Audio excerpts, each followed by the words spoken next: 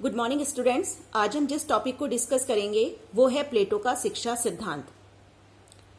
प्लेटो की प्रसिद्ध पुस्तक है रिपब्लिक, और रिपब्लिक में प्लेटो ने शिक्षा पर इतना अधिक फोकस किया है कि रूसो का ये कहना है कि रिपब्लिक राजनीति शास्त्र का नहीं बल्कि शिक्षा पर कभी भी लिखा गया सर्वश्रेष्ठ ग्रंथ है।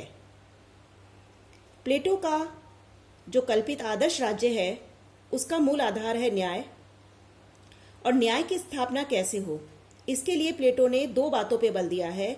एक है शिक्षा योजना और दूसरा है साम्यवादी व्यवस्था। इनमें प्लेटो ने शिक्षा पर अधिक बल दिया है क्योंकि शिक्षा योजना न्याय की स्थापना का एक सकारात्मक मार्ग है और साम्यवादी व्यवस्था नकारात्मक।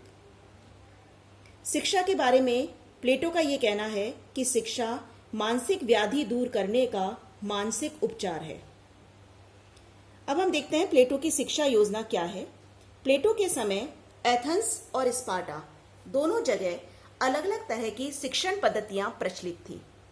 एथेंस की हम बात करें तो एथेंस में शिक्षा देना हर परिवार का अपना निजी कार्य था, निजी दायित्व था।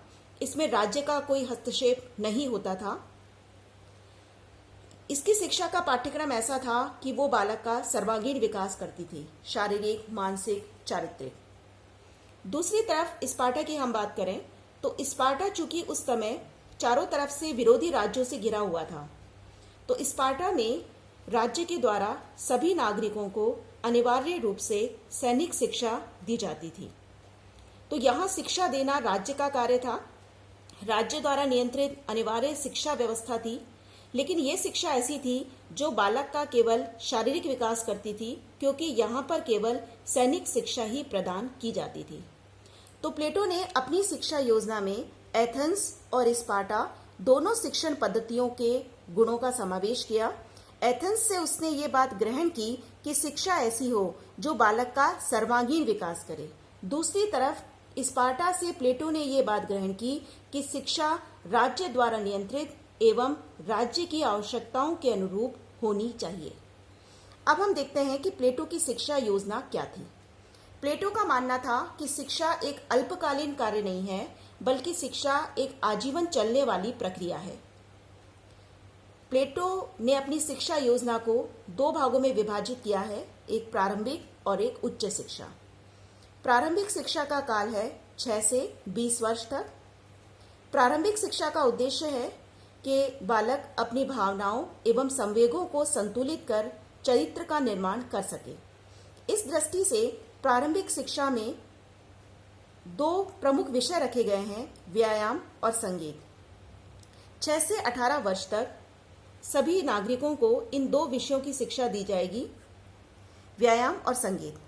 व्यायाम से अभिप्राय केवल शारीरिक कसरत नहीं है। व्यायाम से अभिप्राय था प्लेटो का कि शरीर संबंधी संपूर्ण शिक्षा, जिससे कि बालक अपने शारीरिक विकास के साथ साथ मानसिक गुणों एवं चारित्रिक गुणों को भी विकसित कर सके। इसी तरह से संगीत के लिए प्लेटो का ये कहना था कि संगीत मन के प्रशिक्षण का द्वार है। संगीत हमारी सुषुप्त शक्तियों को जागृत करता है। संगीत से अभिप्राय भी प्लेटो का व्यापक अर्थ में था। संगीत में नृत्य, संगीत, कविता पाठ, विभिन्न ललित कलाएं, ये समस्त चीजें संगीत में सम्मिलित हैं। इसमें एक विशेष बात यह है कि प्लेटो का यह कहना था कि चरित्र पर बुरा प्रभाव डालने वाली ललित कलाएं एवं साहित्य को राज्य द्वारा प्रतिबंधित किया जाना चाहिए। तो ये प्रारंभिक शिक्षा है जो 6 से 18 वर्ष तक सबसे पहले दो विषय पढ़ाए जाएंगे, व्यायाम और संगीत। उसके बाद 18 से 20 वर्ष तक सभी नागरिकों को सैनिक शिक्षा दी जाएगी।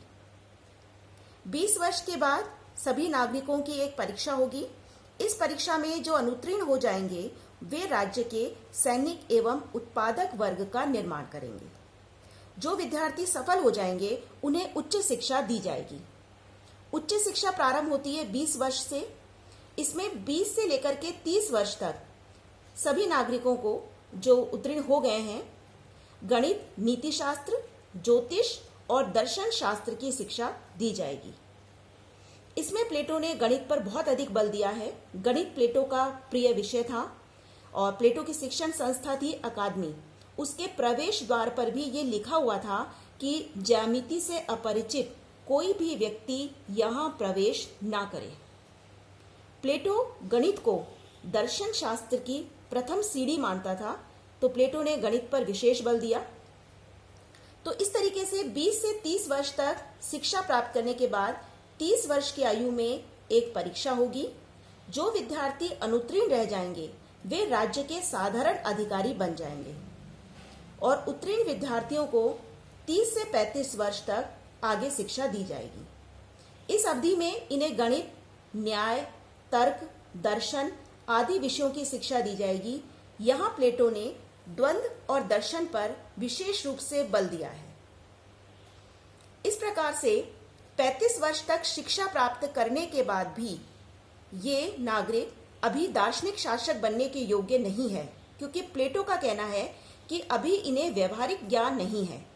अतः अब ये 35 वर्ष के बाद पुनः आगे 15 वर्ष की आयु तक, 15 वर्ष आगे और 15 वर्ष मतलब 50 वर्ष की आयु तक जीवन की व्यवहारिक पाठशाला में व्यवहारिक ज्ञान प्राप्त करेंगे।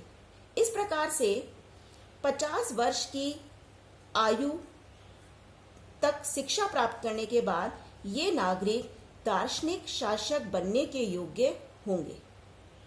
अब हम देख लेते हैं कि प्लेटो की शिक्षा योजना की हम क्या क्या विशेषताएं देख रहे हैं। तो पहली बात ये कि प्लेटो का कहना है कि शिक्षा राज्य के द्वारा नियंत्रित होनी चाहिए, राज्य की आवश्यकताओं के अनुरूप होनी चाहिए और राज्य के द्वारा सभी नागरिकों के लिए अनिवार्य शिक्षा की व्यवस्था की जानी चाहिए। दूसरी बात, प्लेटो का मानना था कि शिक्षा ऐसी हो जो बालक का सर्वांगीण विकास करे। शारीरिक, मानसिक, चारित्रिक, व्यक्तित्व के सभी पक्षों पर विकास देने वाली शिक्षा व्यवस्था का ही प्लेटो समर्थन करता है। इसके बाद प्लेटो ने अपनी शिक्षा योजना को 2 भागों में जो विभाजित किया है, प्रारंभिक और उच्च शिक्षा में, वो एक तरीके से बिल्कुल मनोवैज्ञानिक हमें लगता है, क्योंकि आज भी हम देखते हैं कि शिक्षा व्यवस्था इसी तरीके से प्राइमरी एजुकेशन, अपर एजुकेशन, हायर एजुकेशन, इस तरीके से विभिन्न भागों में विभाजित की गई है। प्लेटो की शिक्षा स्त्री पुरुष दोनों के लिए है। प्लेटो ने शिक्षा प्रदान करने में स्त्री के साथ कोई भेदभाव नहीं किया है और वो कहता है कि राज्य में रहने वाले सभी नागरिकों को, चाहे वे स्त्री हो या पुरुष हो, दोनों को शिक्षा प्रदान की जानी चाहिए। प्लेटो ने अपनी शिक्षा योजना में धर्म और नैतिकता को भी उचित स्थान प्रदान किया है। जैसा कि हम देखते हैं कि प्लेटो ये कहता है कि चरित्र पर बुरा प्रभाव डालने वाले साहित्य एवं कलाकृतियों को राज्य द्वारा प्रतिबंधित किया जाना चाहिए। प्लेटो की शिक्षा योजना में हम देख रहे हैं कि प्लेटो ने शासन कला पर बहुत अधिक बल दिया है और प्लेटो ये कहते हैं कि शासन करना एक कला है, अतः सुशासन के लिए शासकों के प्रशिक्षण पर बल दिया जाना चाहिए। वास्तव में हमें ऐसा लगता है कि प्लेटो की शिक्षा योजना का मुख्य उद्देश्य दार्शनिक राजा की प्राप्ति करना है, एक ऐसा दार्शनिक राजा जिसमें सभी तरह के गुण हों और इसलिए पूरे 50 वर्ष की अवधि तक शिक्षा प्राप्त करने के बाद ही कोई नागरिक दार्शनिक राजा बनने का अधिकारी होगा। प्लेटो ने शिक्षा को एक आजीवन चलने वाली प्रक्रिया माना है। प्लेटो कहते हैं कि शिक्षा एक अल्पकालीन कार्य नहीं है, बल्कि शिक्षा एक आजीवन चलने वाली प्रक्रिया है। Thank you.